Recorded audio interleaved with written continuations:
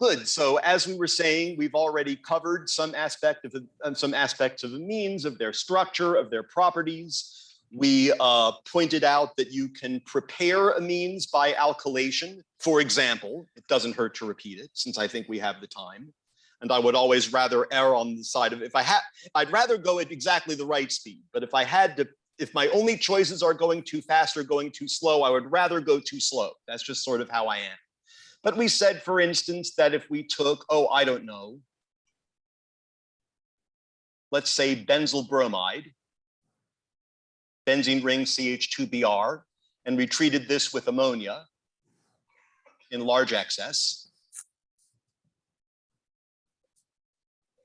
meaning that there's very many more molecules of ammonia around than we have of the benzyl bromide, then we can expect to get the benzyl ammonium salt, NH3+. And if you work it out, that nitrogen has 4 bonds and no lone pairs, so it is a formal charge of +1. And of course, the bromide ion's there too. That just acts as the countercharge to the cation. Then you can also treat ammonium salts of this type with any reasonably strong base. Certainly sodium hydroxide and water would do. Potassium hydroxide would also work. It doesn't have to be sodium.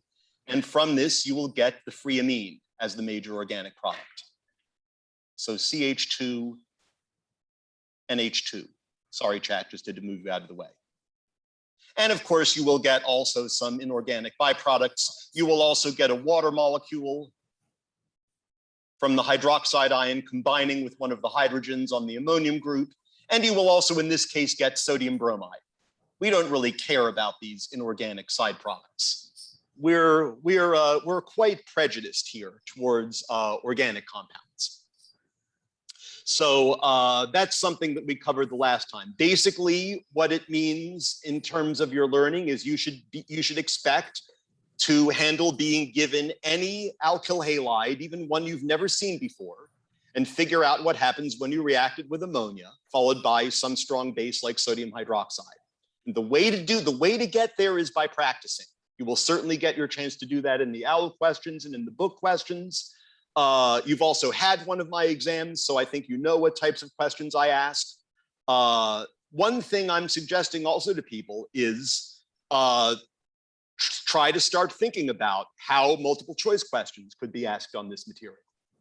Here's one example. Here's some alkyl halide. It's treated with an excess of ammonia followed by sodium hydroxide. What's the product? A, B, C, D, E, right? That's one possible question. So I think that will not be wasted time if you start to try to imagine what multiple choice questions might look like. Good. So that's something we covered last time as well. Today, I want to talk a little bit more particularly about amines as bases, and also comparing amines to some related compounds, such as aniline, which is aminobenzene. It's benzene with one of the hydrogens replaced by NH2, which is also an amine, but it's special. It's different from alkylamines. So we'll talk about that. I'll also talk about amides, which are not the same critter as amines. So it's good for us to review our functional groups as well.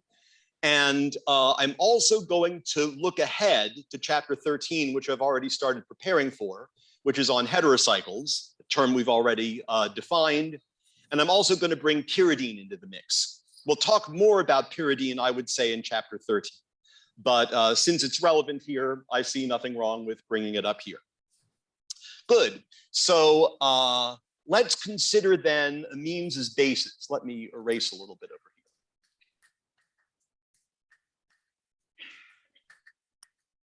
And yes, if we were using chalk on a chalkboard, I'm that guy that always erases the board, even if it's erased, because people left little bits of chalk on and that drives me crazy. So yes, I'm that guy. Anyway, let's see. So first of all, alkylamines, I'll even write this down. Alkylamines are more basic, stronger bases than ammonia.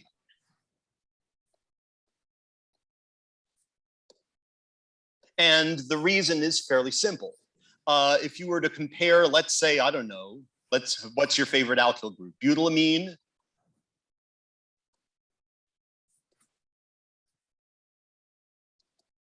Let's compare this compound to ammonia. I'm going to write ammonia as HNH2, but of course it's just NH3. And I guess I wrote propylamine instead. That's okay, propylamine will work. What I'm doing here is I'm comparing the alkyl group to the hydrogen. And I think you will agree that the alkyl group has more electron density around it. You got all those electrons and all those carbon-carbon and carbon-hydrogen bonds. Whereas over here, you just have this one nitrogen-hydrogen bond. So there's certainly going to be more electron density on the alkyl group than on the hydrogen. And furthermore, if we went and replaced other of these hydrogens with other alkyl groups, that effect would be accentuated. You'd get even more electron density put onto the nitrogen. Basically, to give you a visual aid, basically what all of the electrons and all of those bonds is doing is putting electron density onto that nitrogen lone pair that we otherwise can't do that with ammonia. So you're getting extra electron density on the nitrogen lone pair. And that makes that lone pair more available, more reactive, more ready to reach out and grab a proton. Remember, that's what being a base is. The base is a proton acceptor. H plus, proton, right? We sometimes call H plus, the H plus ion, the proton. Organic chemists tend to do that. I'm not sure I've gone and formally defined that, but when I speak of protons in that context, I mean H plus ions. Because if you think about it, a hydrogen atom is a proton plus an electron. So when you take away the electron to make H plus, all you've left is a proton. That's why we call the H plus ions protons. So it seems a peculiar habit of organic chemists in particular. But be that as it may, since there's more electron density sitting on that lone pair, and there's more electrons in the immediate vicinity, that makes the electron pair even more electron rich and more able to reach out and grab H plus off of something as compared to ammonia. So the effect I would not say is huge, but the effect is pretty consistent. And of course, I don't expect you to memorize any particular pKb values or anything like that. That's not what we're about here. But I would expect you to be aware that other things being equal, any alkylamine is going to be a stronger base, a slightly stronger base than ammonia. And that effect compounds if you have more than, if you go from a primary amine to a secondary amine, let's say, or from a secondary amine to a tertiary amine. Of course, quaternary ammonium salts are not bases because there's now no longer any lone pair on that nitrogen. Now the nitrogen is a plus charge. But certainly that applies to primary, secondary, and tertiary amines. They are all going to be slightly stronger bases than ammonia, slightly better at reaching out and grabbing H plus off of something. Good, so that's one thing. I also want to make you aware that aniline is a weaker base than either amines or ammonia.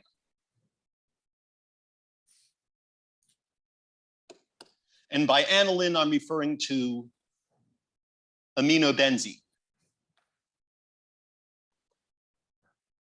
And the reason that aniline is a worse base than alkylamines or ammonia is because now the lone pair on nitrogen is delocalized into the benzene ring. You've got other resonance contributors. Remember, resonance is not an equilibrium. I say that for my own benefit as well as for yours. Nothing is flipping back and forth. But you do have other resonance forms that look like this. That's one of them. And there's going to be another one with the lone pair on this carbon and the double bonds over here and over here and over here. And there's going to be yet a third one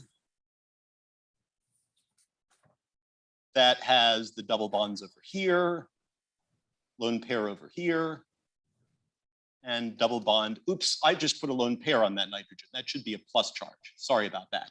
These three nitrogens should all have plus charges. Let me just double check. Yep, now we're in good shape. Now it's correct.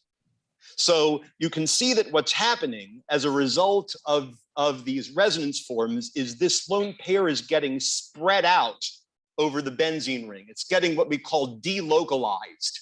It's not just sitting on the nitrogen atom like we find in an alkylamine. It's being spread out over the whole molecule. So it's not as available to reach out and grab H+, which is what we expect of bases, let's remember. In order to act as a base, the molecule needs to send out that lone pair, so to speak, and pick up H+ from something. That's what bases do. They're proton acceptors. And because this lone pair, and as opposed to on amines or even ammonia, where the lone pair is localized on that nitrogen, it's just sitting there on the nitrogen. Here it's delocalized. It's spread out throughout the aromatic ring. And therefore it's less available to, it makes the lone pair on nitrogen less available for the nitrogen atom to act as a base. So aniline is a weaker base than either of the above. The same thing is true of amides. Other things being equal, amides are weaker bases than amines. And it's pretty much for the same reason. It's a resonance explanation. If we compare propylamine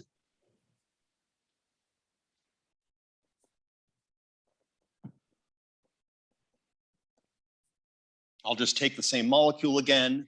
Let's compare that to, you can call it N-propyl formamide. Not that I really care, you know that.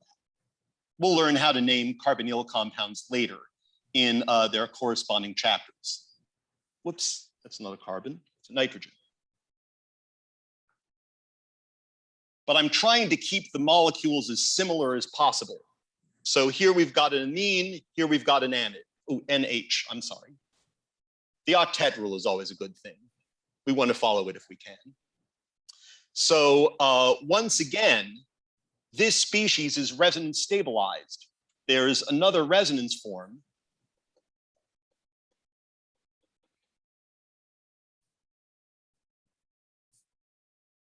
that has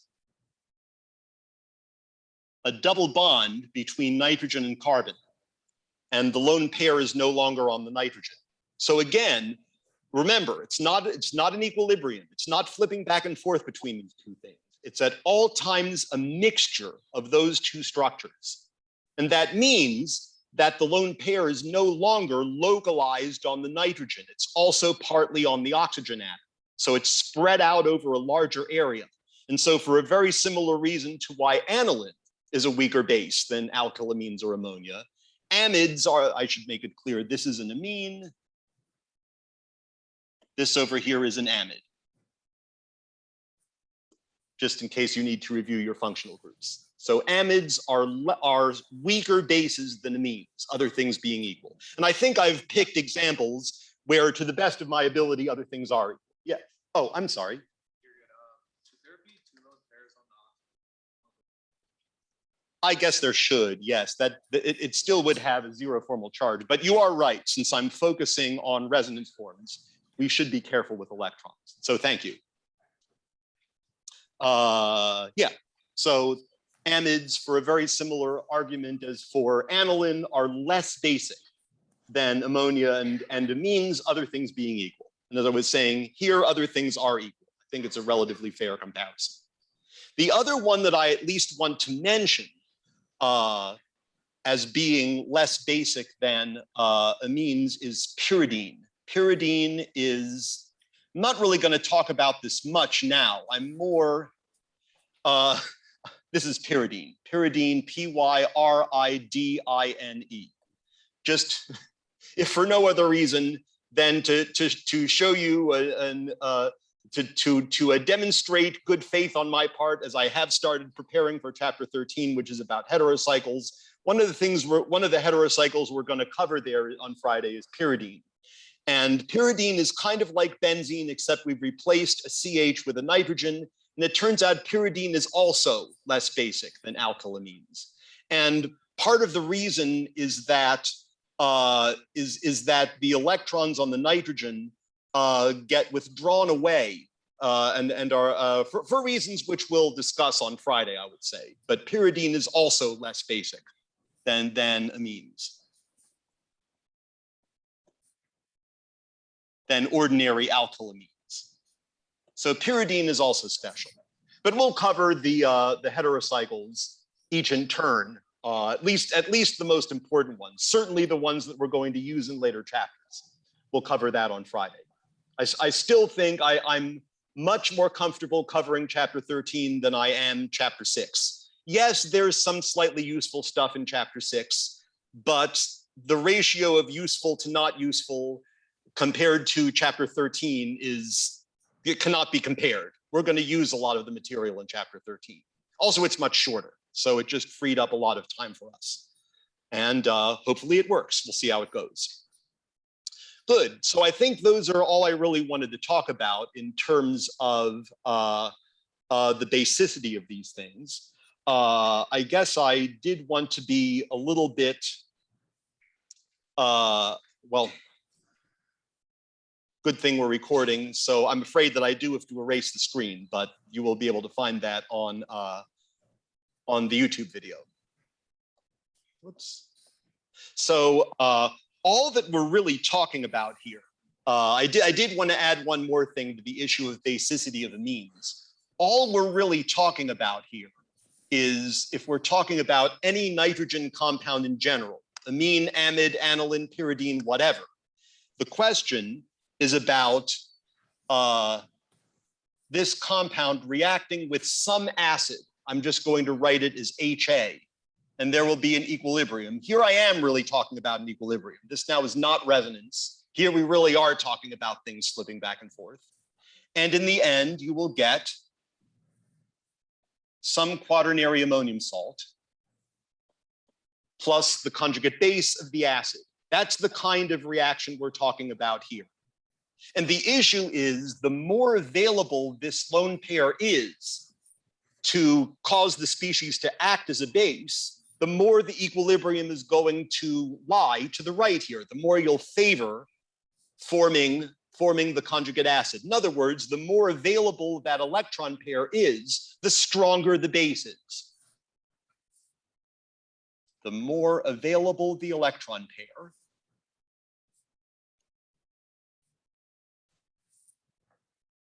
for any reason, the stronger the base.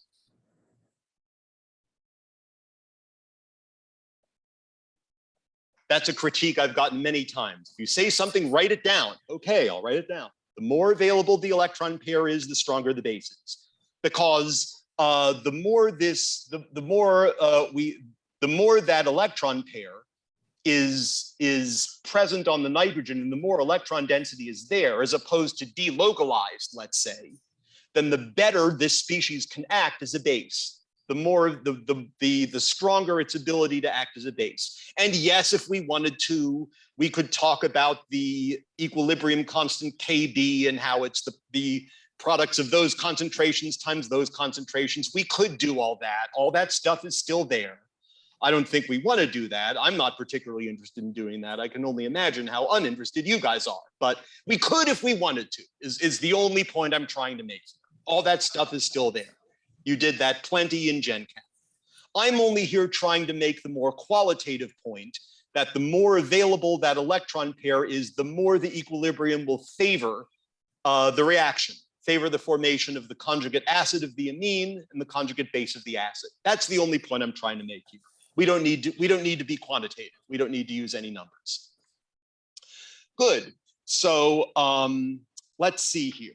We also want to talk about the reactions, since we're talking about amines and their reactivity, and we've just finished talking about them as bases. It stands to reason that we would want to talk about their ability to react with strong acids. So that's another topic I want to cover.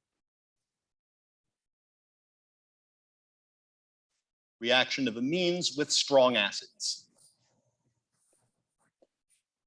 which, now that I think about it, I really think they should have led with that. I think they should have put that first before alkylation of ammonia to make amines, because the reaction with strong acids is, if anything, simpler. Well, what do I know? Anyway, the basic idea, the basic idea is the same as what we just had up here. We're going to take some amine and react it with some strong acid, and you will get the corresponding ammonium ion. The amine will be protonated. The amine will act as a base, and you'll get the conjugate acid of the amine and the conjugate base of the acid, whatever those might be. So examples of these simply involve taking particular amines and particular strong acids. And I think you know what your strong acids are. They're basically going to be HCl, HBr, and HI. Those are strong acids. HF is actually a weak acid because the hydrogen-fluorine bond is so strong. So HF is kind of an exception. It's also, by the way, exceedingly nasty. I don't know what reason you might ever have to get anywhere near HF, but my advice is don't. It's really, really nasty. It like seeps into your skin and is destroying nerves. It's just dreadful stuff. Don't go near it. I don't think I've ever had the pleasure of using HF. I'll put it to you another way. You cannot keep HF solutions in glass bottles because HF eats glass. You have to use special plastic bottles. It's frightening stuff. If you ever have a chance to deal with HF, my advice is don't. Put as much distance between you and it as you possibly can. That'd be my advice. HCl, HBr, and HI aren't exactly nice and friendly, but they're much less dangerous than HF, I would say. I would not go taking a bath in them either, of course, but I consider them to be a whole different level of hazard. Okay, so what are other strong acids you know? What about sulfuric acid, H2SO4? What about nitric acid, HNO3? Those are going to be your main ones. I think anything much weaker than that tends to be considered a weak base. Phosphoric acid, H3PO4, is technically a weak acid. However, I'd say it's one of the strongest weak acids. Phosphoric acid you'll find in your Coca-Cola, and it's chewing on your teeth enamel, which is wonderful. So again, you want to treat that with some respect. But I think technically phosphoric acid is categorized as a weak acid, even though it's for a weak acid, it's pretty strong. Anything else, any other acids I think you're likely to run into are going to be weak acids. Acetic acid's a weak acid. You know, formic acid is technically a weak acid. So those are the five main. Oh, I guess also perchloric acid. We really do need to add that one, HClO4. Pardon me, it's been a while since I've taught Gen Chem. But I mean, there might be one or two more, but I think those are the main ones. And certainly amines will react quite readily with those strong acids. And so all we need to do to show that off is let's pick a particular amine. Heck, let's even pick our propylamine again, since it seems to be the star of the show today. We've used it a couple of times already. Let's say we reacted this with HI. Well, then the products are going to be, or rather the product is going to be the conjugate acid of the amine, which you'll recall means that you add H plus to it. To get the conjugate acid, you add H plus to the species. That just like to get the conjugate base of this, you take away H plus. So the conjugate base of the propylammonium ion is propylamine. So conjugates are always come in pairs. One of them will be the conjugate acid, one will be the conjugate base. And the acid is the one that has one more H plus. The base is the one that has one fewer H plus. That's always going to be the case. There's no exceptions. And hopefully you covered that in Gen Chem. And of course, you will also get the iodide ion. That's just going to be the counter ion.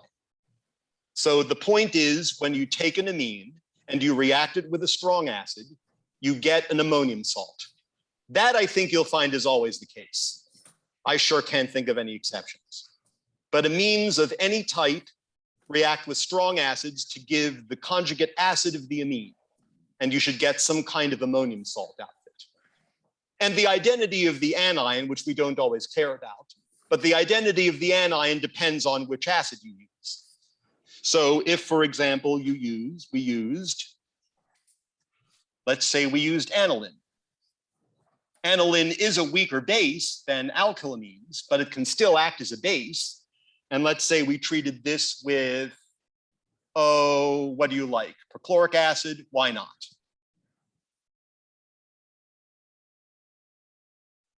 You would get anilinium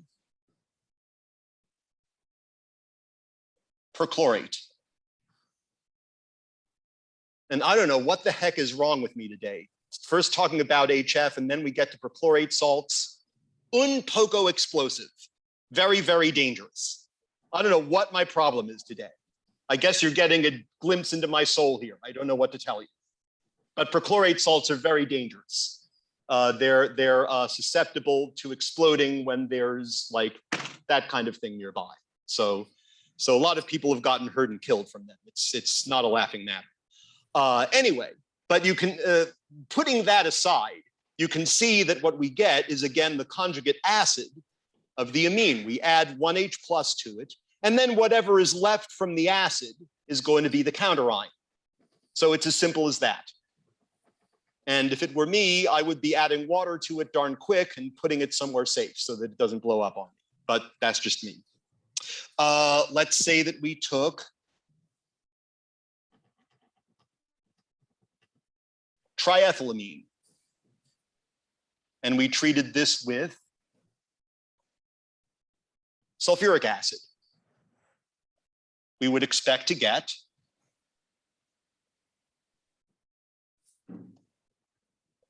the triethylammonium ion, and the counterion here would be whatever you get when you take away 1H plus. In other words, the bisulfate ion, HSO4 minus. So that would be what you would get. That's always going to be the case. Amines react with strong acids to make the conjugate acid of the amine, which should be an ammonium salt. And if you're asked, OWL might ask you, since they care about those things much more than I do, I sometimes care, I sometimes don't. OWL pretty much always cares. But if they ask you also for the counterion, then you just take 1H plus away from the acid. And that will tell you what the anion is that goes with it. Of course, you understand these are ionic compounds. There's no bond between these. Those are ions. You've got an ionic compound. It's a cation and anion pair. What did I say? If I can remember it. I'm saying, I think what I might have said is that to get the anion, you take away 1H plus from the acid, I think. Yeah, so you take H plus away from HI, you get I minus. You take H plus away from HClO4, you get ClO4 minus. You take H plus away from H2SO4, you get HSO4 minus. That's always going to be the case. There will never be any exceptions. Good. Any questions then? Yes. Mm-hmm. That's more of a generalized case, but yes.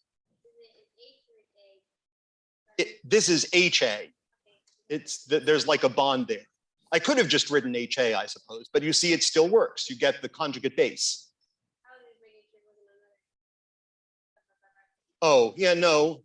It's the same type of phenomenon. In both cases, you're taking a proton away. Yes.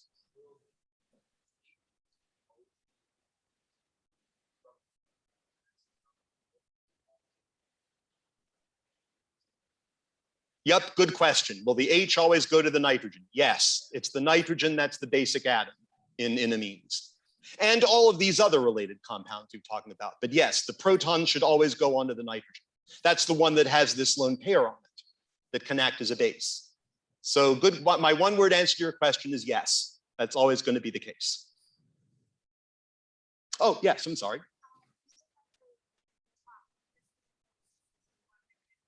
Right. So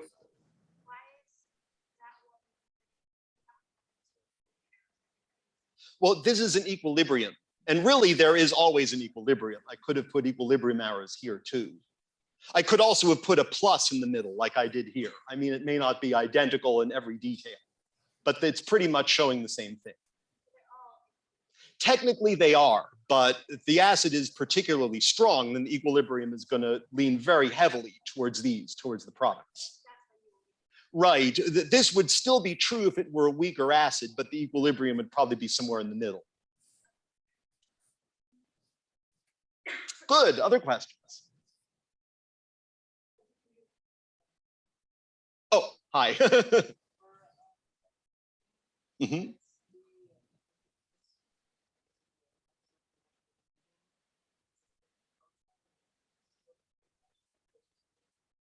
That's a good question. I would say once you form that bond, there's no longer any delocalization. So no, the proton does not float around the benzene ring. It's firmly on the nitrogen. But it's for that reason that that aniline is less basic than alkylamines. But still, if you use a strong enough acid, you can protonate it. It's not a problem. But yeah, I guess my simpler one-word answer to your question is it's on the nitrogen. Yep. Good. I love it when people ask questions. I love curiosity. All right. Well, there's just one more topic. Just want to make sure I haven't missed anything here. And that's on the reaction of amines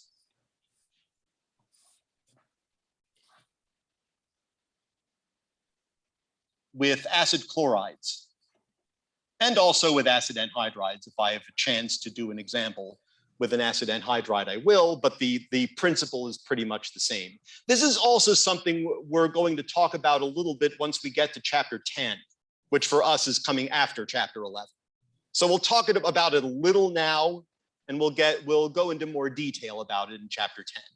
So I'm mostly just going to introduce the idea.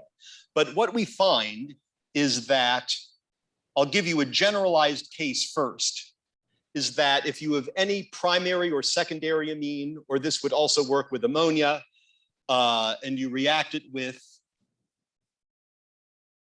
actually, let me write it like this. An acid chloride. This is an amine over here. Primary or secondary amine, you need to have at least one hydrogen for this to work.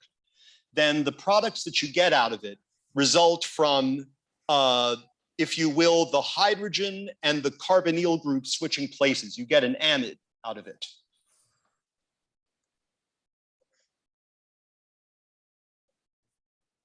And you also technically do get a molecule of HCl out of it. Let me use some colors so you can see where everything went.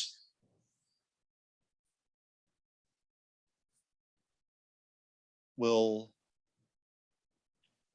put a red box around that guy, and we'll put a blue box around this guy.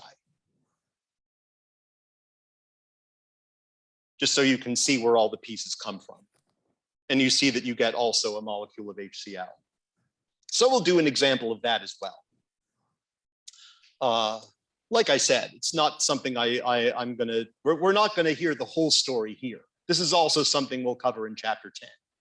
But since it is a reaction of amines, I think it does deserve at least to be mentioned here.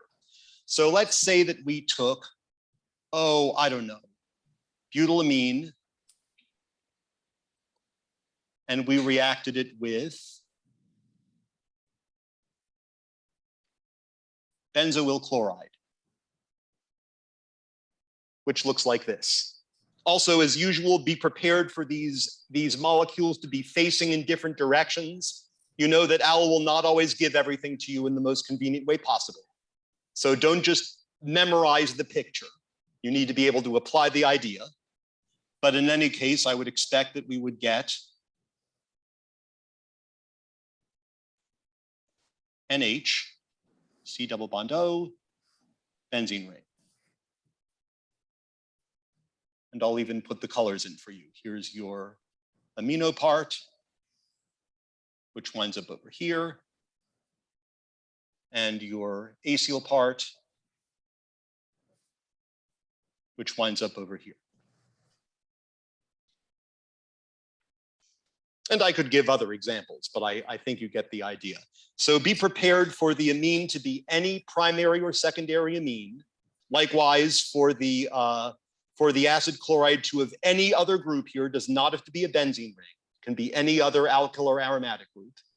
And in the end, you will wind up with a molecule of the amide. And yes, you do technically get a molecule of HCl also.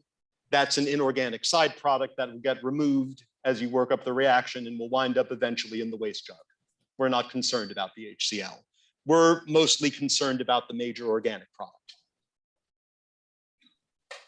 So with that, that's all I really intended to say about chapter 11. I have 7 minutes left to make up maybe some questions on aromatic compounds. That's on chapter 4, that's on this exam. Or do you want something from chapter 5 or anything really? All of it? Yeah, I can't do all in 7 minutes. I'm sorry? Well, yeah, all of it in 7 minutes is beyond my capabilities. Let's do some things with aromatic compounds. So hopefully you're remembering your reactions. You're remembering that if we take benzene and we treat it with, let's say, chlorine and either aluminum chloride or iron 3 chloride, you will get chlorobenzene plus HCl technically. What's happening is one of the chlorine atoms in the chlorine molecule and one of the hydrogens on benzene are switching places.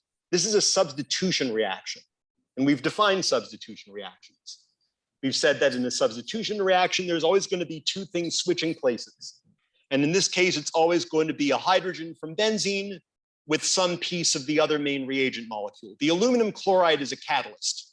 So knowing this, knowing the reaction also includes knowing what the proper catalyst is, or if it even needs one. Some of them need catalysts, some of them don't. Then you do get chlorobenzene. What else did we do? Because this could also be bromine and aluminum bromide to give you bromobenzene. What were the other reactions we did? Didn't we do nitration? That uses nitric acid and sulfuric acid. And you will get nitrobenzene, plus technically also water. And the NO2 group comes from the HNO3. And if you take away NO2 from HNO3, you get HO left, right? And HO combines with H from the benzene ring and gives you water. So water is the inorganic side product. We really only care about the nitrobenzene. But if you wanted a balanced equation, if you didn't want to be lazy like us organic chemists and you wanted a balanced equation, I think you'd find you would need that in order to make the equation balanced. Sulfuric acid is a catalyst. It speeds up the reaction. If you added nitric acid to benzene, I think it would still react, but it would be many orders of magnitude slower. The sulfuric acid makes it go much faster. What else did we do? We did Friedel-Crafts alkylation and acylation. We took benzene and let us say something like 1-bromobutane with, oh, I don't like that example. Ixnay and the butane. Let's say we used bromomethane with either aluminum bromide or iron 3 bromide. Either of those would work. In this case, let me be a little bit more specific. Let's say we're going to replace one of the hydrogens, and we're also, what we're going to replace it with is whatever the alkyl group is. It doesn't have to be methyl. It can be any alkyl group. And so what you would get is, in this case, toluene.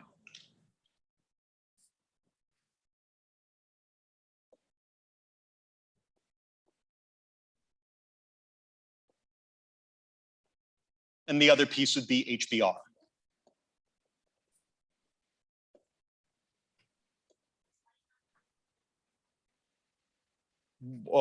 Because if you did, then carbon would have more than 5 bonds around it. You want to stick to the octet rule. The other way you can know that the bromine goes away is because the carbon-bromine bond is pretty weak, certainly much weaker than a carbon-hydrogen bond. Of course, I don't expect you to have numbers memorized. But these trends, I think, are helpful. We also did Friedel-Crafts acylation, where we took something like acetyl chloride. Again, this requires, oh, yes. Oh, I'm sorry. It's so weird teaching in the round. Oh, you're okay? Okay, that's fine. In this case, you're going to be replacing one of the H's on benzene with the entire acyl group, everything except the chlorine. So, but you do need an acid chloride.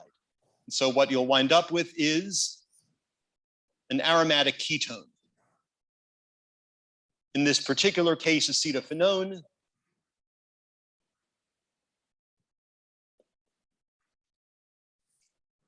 Plus HCl.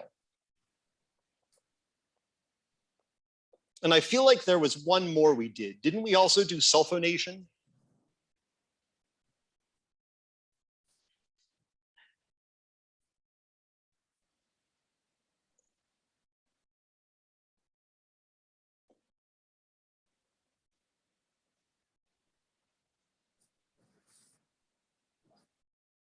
In which the only product